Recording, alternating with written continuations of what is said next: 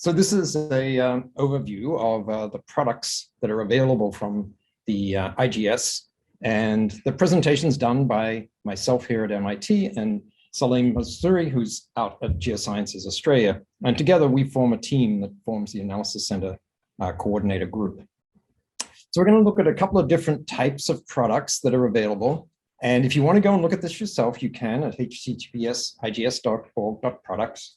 And we have basically GNSS orbits and clocks. And currently those operational products are for GPS and for GLONASS. And the full GNSS development of orbit and clock products for Galileo and the Beidou system is underdeveloped at the moment. And I'll come back and talk about that at the end of this session. Not only can you get orbits and clocks, but you can also get access to the terrestrial reference frame through geocentric coordinates of the IGS tracking station networks. And we'll talk about where we can get those from. And as part of the mathematical model that Rolf was talking about, where the orbits are being integrated in an inertial coordinate system and the Earth is rotating underneath them, one of the things which naturally comes out of GNSS and GPS data is Earth rotation parameters, with some small exception on what's called universal time 1. And in addition, as Rolf pointed out, we need to have atmospheric delay parameters estimated because any of the a priori models aren't good enough for the quality of data that is collected. So there's also atmospheric parameters. So these products will be talked in more detail about that later on. There is also very low latency, high rate real-time products available, but those we will not talk about in this session today. Those have latencies of a couple of seconds and are a very special type of product. So the orbit and clock products for the IGS come in various latency amounts. And the fastest products that we have are what are called the IGS ultra rapid products. And they consist of an observed part, which uses data that's already been collected, and then a predicted part of that orbit. So if you're working in real time, the predicted part of those orbits can be used to do positioning. And that prediction is of order about 5 centimeters. That's probably conservative, given the current state of modeling of GNSS orbits. The satellite clocks are again a few nanoseconds, which is the equivalent of about 10 centimeters. And again, the orbits have to evolve due to physics, whereas the clocks are based on the behavior of oscillators, the rubidiums and cesiums in the satellites, so they're potentially less predictable. The observed part of the rapid orbit typically is about a factor of 2 better than the predicted part of the orbit. And then the next product that comes out is called the rapid orbit, and it has a latency of order 17 to 41 hours. It's generated on a 24-hour basis system, available at 1700 UTC daily.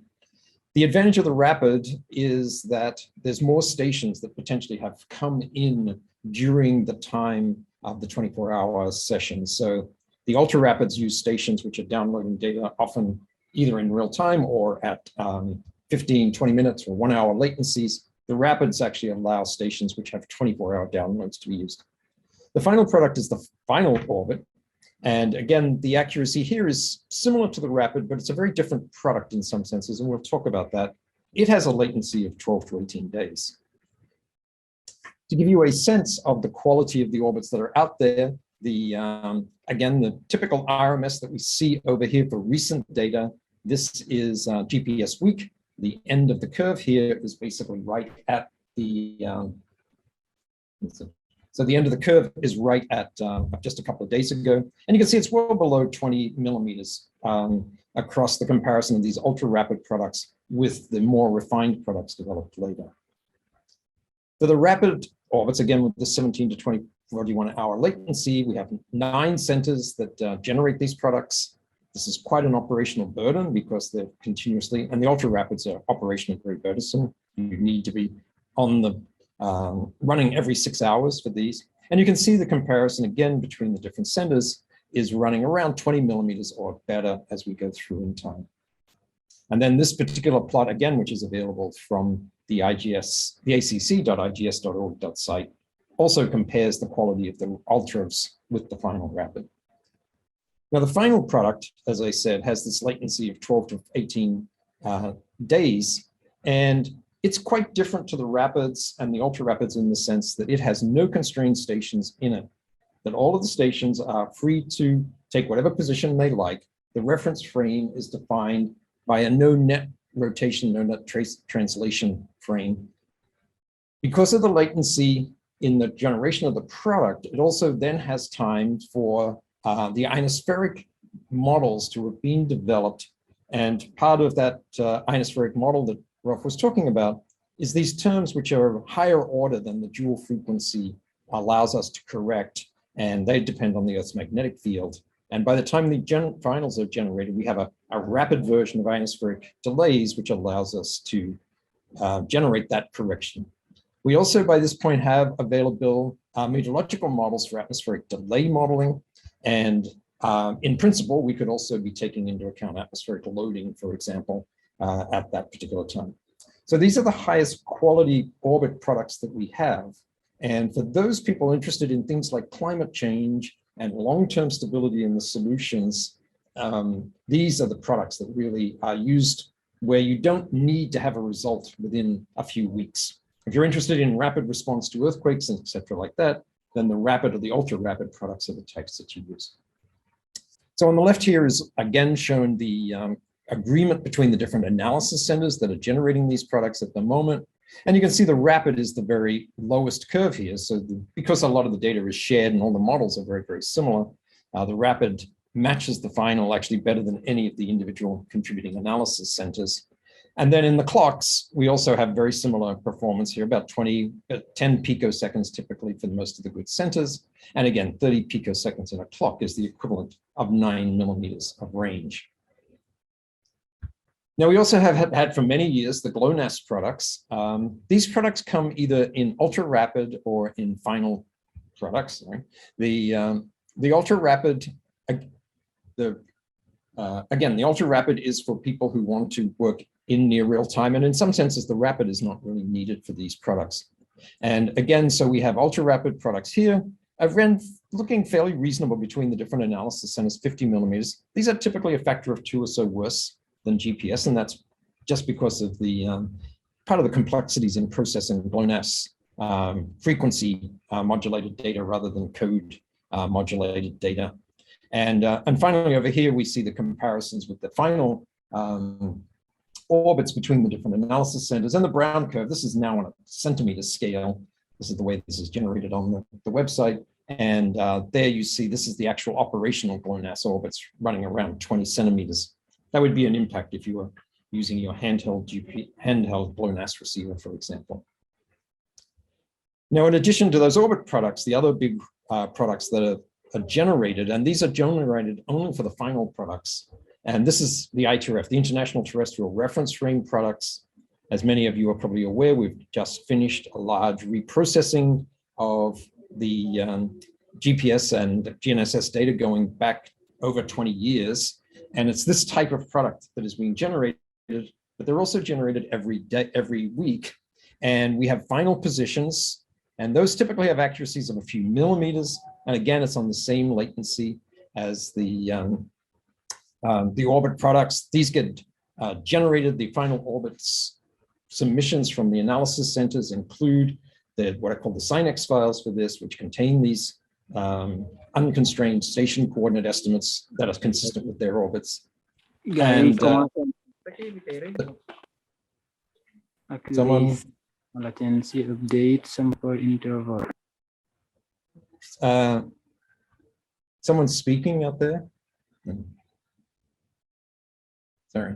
Okay, so the position estimates are in SINEX and they're available typically every Wednesday. And then there's an accumulated solution which is generated, which has final velocities. And this also comes out on that same day as we go through. And again, the access to these products is through the IGS website to get to the link to take you to where the products are actually stored. Most of these are stored in IGN France. The Earth rotation parameters are actually generated for all different latencies of product, and that includes polar motion and polar motion rates, again, for the rapid products, and length of day. And you just have to be cautious with length of day from the GNSS systems because it is really the angle between the Earth and the average node position of the satellite orbits. rather than a direction fixed in inertial space. And you'll notice here that there is no universal time values, and that's because the orbits are typically generated with new starting coordinates every day. And when you do that, you can't keep UT1 linked together. In theory, you could integrate a length of day to do that, but that tends to have very long-term systematics that develop because of errors in modeling the nodes of the orbits. And again, from just a simple orbital dynamics problem here, all of these GNSS systems are in very similar inclinations and very similar semi-major axes. So the potential of all of the systems to have common node type variations is pretty high. And again, the highest accuracy here is from the final results. And again, the orientation values that come out of the finals are when the reference frames are aligned rather than the products from the other ones in which the station coordinates are actually constrained. The core group of stations coordinates is constrained. We also have atmospheric delay parameters that come out. And again, they have very similar latencies. These tend to get generated ultimately from the results of the final orbit calculations. And so we have tropospheric delays, which a little bit of a misnomer. It's the neutral atmospheric delay. So it's anything that is not a charged electron in the atmospheric delays. And again, typically the uncertainties are around 4 millimeters and the sample interval is typically 5 millimeters.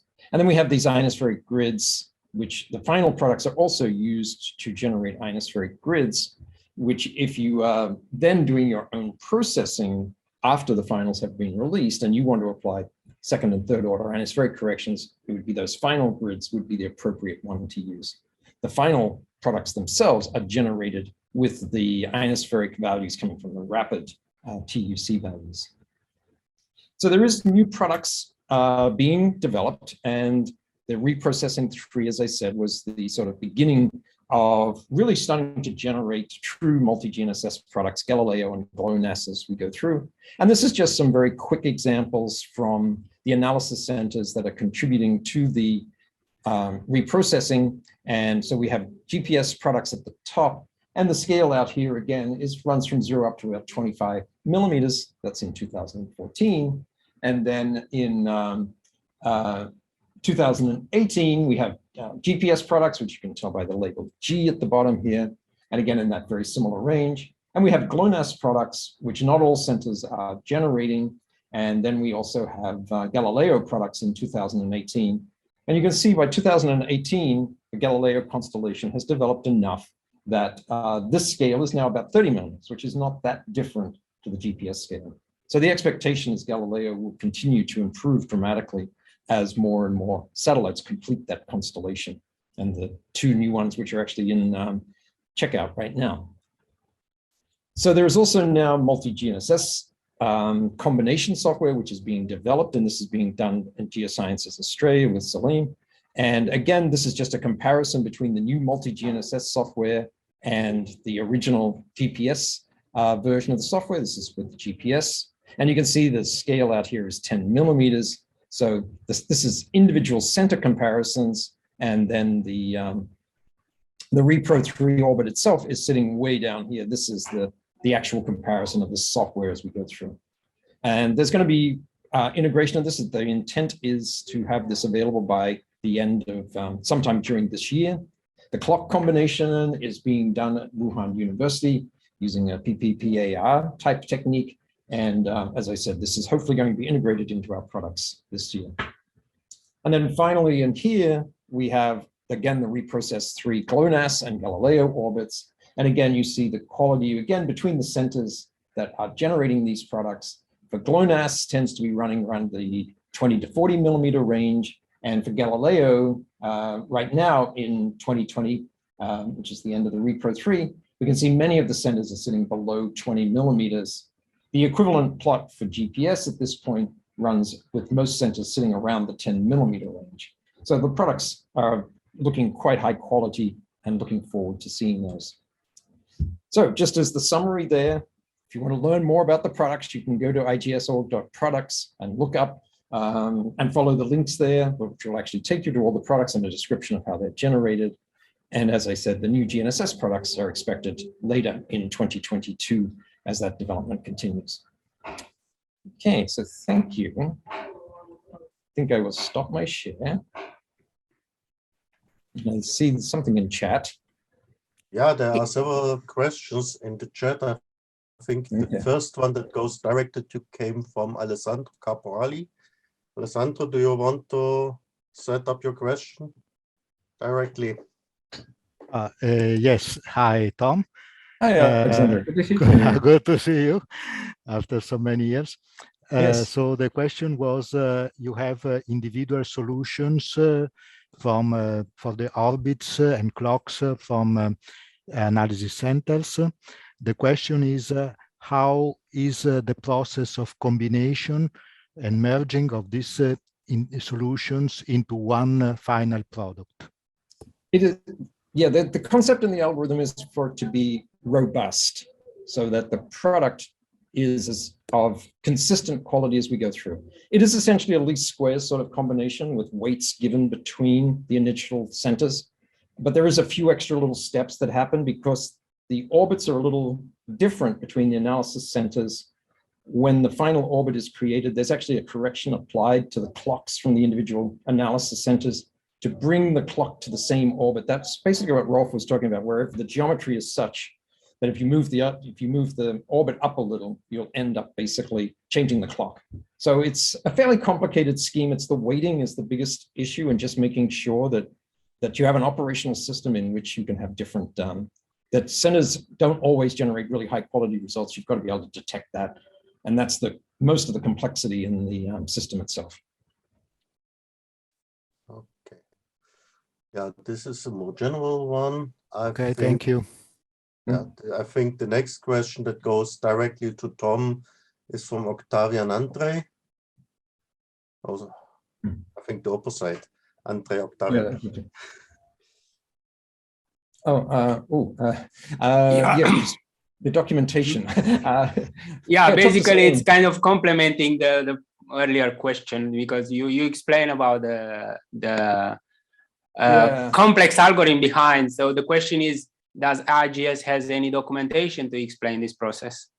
We probably do someplace. So that's the problem right now is what's called the legacy software, which is the software generating the products right now, the GPS and GLONASS ones. That is being transferred between analysis center coordinators for a number of years. And there was certainly documentation early on by Jan Kuber, I think was the original.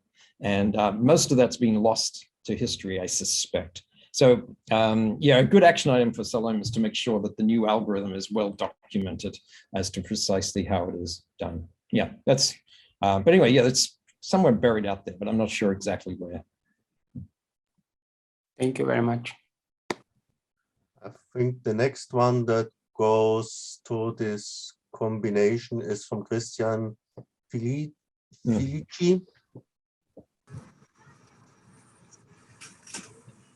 Yes, Rolf and Thomas, thank you for these nice presentations, both of them.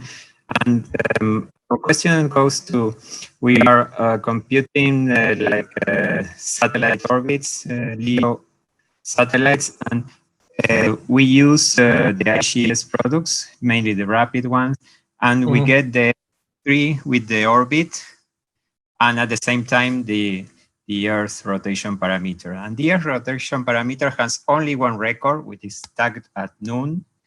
And but we need to compute the orbit during the whole day. So we don't know very clearly how to extend, to propagate, or to interpolate or extrapolate this value, or shall we use just like the noon value for the whole day?